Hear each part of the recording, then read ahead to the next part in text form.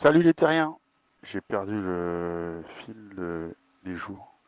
Je crois qu'on est le 4 novembre. Par contre, je suis sûr qu'on est sur la Transat Café L'Or. Le 4, je le sais parce que c'est par rapport au fichier météo, mais c'était le jour de la semaine.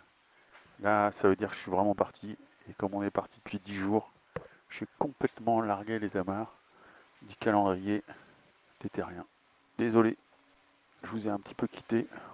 Et là, on est en train de vivre juste la transition, mais géographiquement, on est tout en haut de l'Amérique du Sud.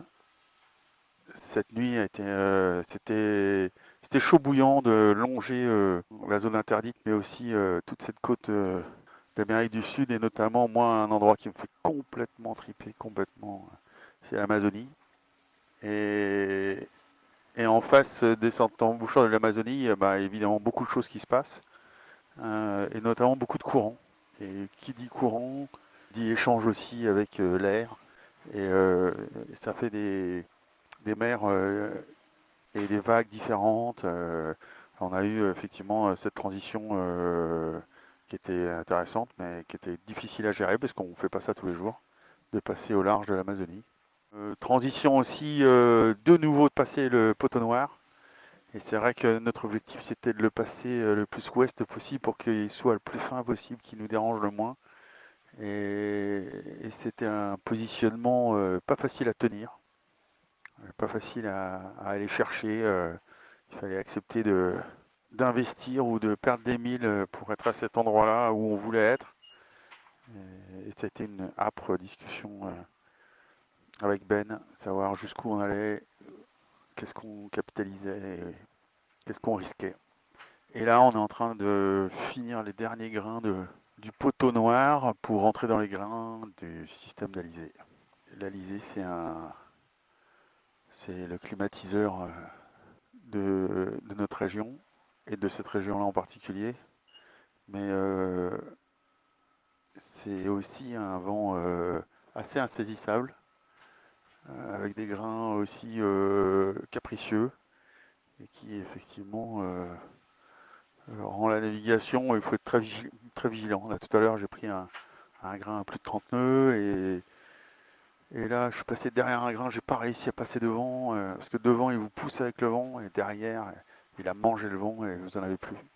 Donc le jeu étant d'essayer de jongler avec la photosat et d'arriver à slalomer plus que de jongler entre chacun de ces grains pour en tirer bah, le meilleur. C'est une partie du parcours qui nous fait rentrer dans la dernière ligne droite. Et on sent la chaleur dans la journée là. Là, il fait vraiment très très chaud à l'intérieur. Pas facile de se reposer, de récupérer dans ces conditions-là. On va pas se plaindre, hein, mais c'est juste pour vous donner l'ambiance du bord. Là, on ruisselle de partout tout le temps. Il faut énormément s'hydrater. On n'a pas forcément très faim, donc du coup, très vite, on peut se retrouver dans cette fin de parcours un peu en difficulté physiquement. Mais bon, ça va, on gère bien ça avec Ben. On arrive à bien se relayer sans qu'il y ait vraiment de quart précis avec des heures précises. Depuis le début, on a toujours fonctionné en fonction des besoins de l'un et de l'autre, en s'adaptant évidemment aux manœuvres qu'on fait toujours à deux, et puis aux décisions qu'on prend dans les moments stratégiques. Et puis après, on se répartit nos moments de repos. Et quand ça peut se faire comme ça à deux, c'est vraiment magique. Enfin, moi, dans tous les cas, j'aime beaucoup. Et ça se fait très naturellement avec Benjamin. Voilà, c'est un temps fait parce que je suis derrière un grain. Et ça me fait presque drôle parce que le bateau hurle pas et ça bouge pas dans tous les sens, alors que c'était le cas depuis euh, pas loin de 24 heures là. Et la sortie de ce poteau noir nous a donné des bonnes suies quand même, hein.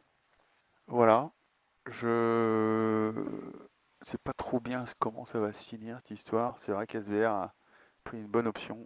Ils ont réussi à tout le temps bien défendre nos attaques et toujours bien se positionner. C'est vrai que c'est un bateau qui arrive aussi à maturité technique et qui du coup a montré que dans ces conditions où il faut décoller tôt, il est très très véloce, il faut le reconnaître. Et puis on a Anthony et Julien derrière, pas très loin, en tous les cas, qui font avec nous une bagarre incroyable. Donc ça va jouer jusqu'à la fin. C'est passionnant et c'est vrai que à nos échelles, ça peut paraître grand sur la carto et par rapport à d'autres flottes, mais 100 000, 200 000, ça se perd, ça se gagne quasiment dans la journée si jamais il y a un événement météorologique qui intervient ou un endroit spécifique géographique qui peut bloquer le bateau et qui à ce moment-là vous met en danger ou vous offre une opportunité. C'est fou quoi. Ça, ça donne aucun répit, ça c'est sûr. Voilà, c'était ma petite voice note, je l'avoue, moins haletante, mais c'est l'ambiance du moment. C'est moins haletant aussi et ça va moins vite, donc du coup je suis sans doute moins excité. Pas loin maintenant du Venezuela. Sachez que je ne sais pas où vous êtes dans votre métro, dans votre voiture ou peut-être dans votre lit, mais il y a deux zinzins qui s'éclatent au bout de la planète et qui avaient envie d'en partager.